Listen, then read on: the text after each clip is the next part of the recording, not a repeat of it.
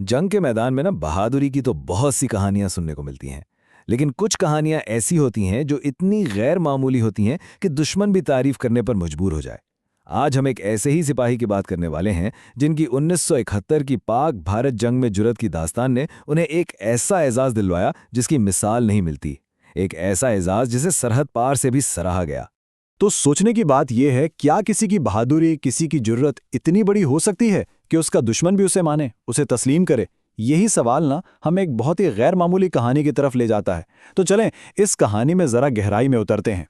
अच्छा, इस पूरी कहानी को ठीक से समझने के लिए ना सबसे पहले इस एजाज के बारे में जानना बहुत ज़रूरी है, जो इसका सबसे अहम हिस्सा है। हम बात कर रहे हैं पाकिस्तान के सबसे बड़े फौजी एजाज की, निशाने हैदर की। देखें, निशान हैदर सिर्फ कोई मेडल नहीं है, ये पाकिस्तान में हिम्मत, जुर्रत और कुर्बानी की सबसे बड़ी पहचान है।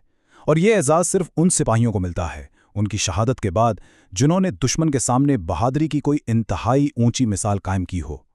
मतलब ये वो एजाज़ है जिसका ख्वाब हर फौजी देखता है, लेकिन ये मिलता सिर्फ चंद एक को है। और ये हैं वो हमारी आज की कहानी के हीरो, नायक मोहम्मद महफूज। ये उन्हीं चंद खुशनसीब और बहादुर तरीन लोगों में से एक हैं जिन्हें इस अजीम तरीन एजाज से नवाजा गया। तो सवाल यह है कि आखिर कौन थे मोहम्मद महफूज? चलें उनके सफ़र को शुरू से देखते हैं, पिंड मुल्कान से लेकर पंजाब रेजिमेंट तक, और ये जानते हैं कि वो इस तारीखी लम्हे तक आखिर पहुंचे कैसे। मोहम्मद महफूज की ज़िंदगी आप देखें तो बहुत लंबी नहीं थी, लेकिन थी बहुत मुतासिर कुन।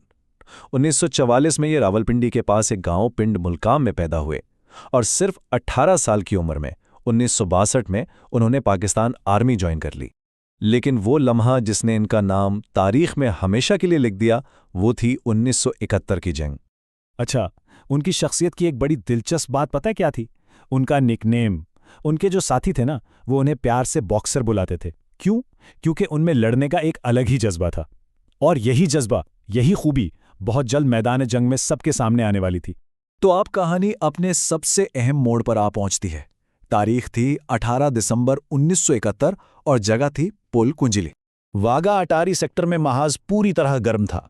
मोहम्मद महफूज की कंपनी को आगे बढ़ने का ऑर्डर मिला, लेकिन आगे बढ़ते ही वो दुश्मन की इतनी शदीद फायरिंग की जद में आ गए कि हिलना मुश्किल हो गया। आप सोचें, हर तरफ से गोलियों और गोलों की बारिश हो रही थी।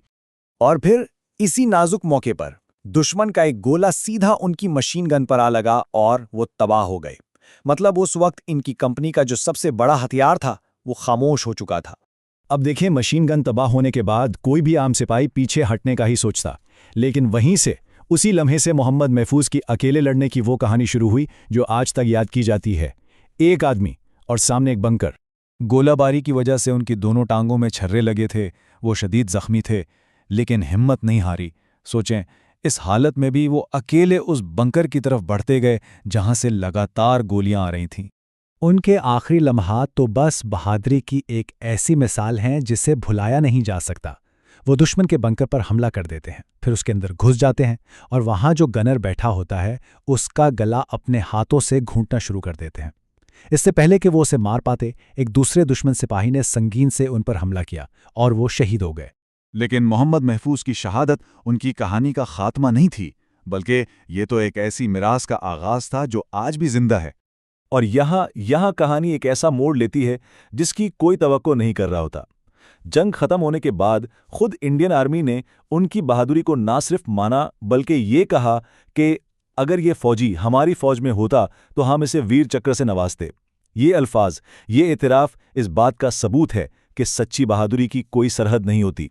दुश्मन के इस गैर मामूली एतराफ़ के बाद 23 मार्च 1972 को हुकूमत पाकिस्तान ने मोहम्मद महफूज को उनकी शहादत के बाद मुल्क के सबसे बड़े फौजी एजाज़ निशाने हैदर से नवाजा।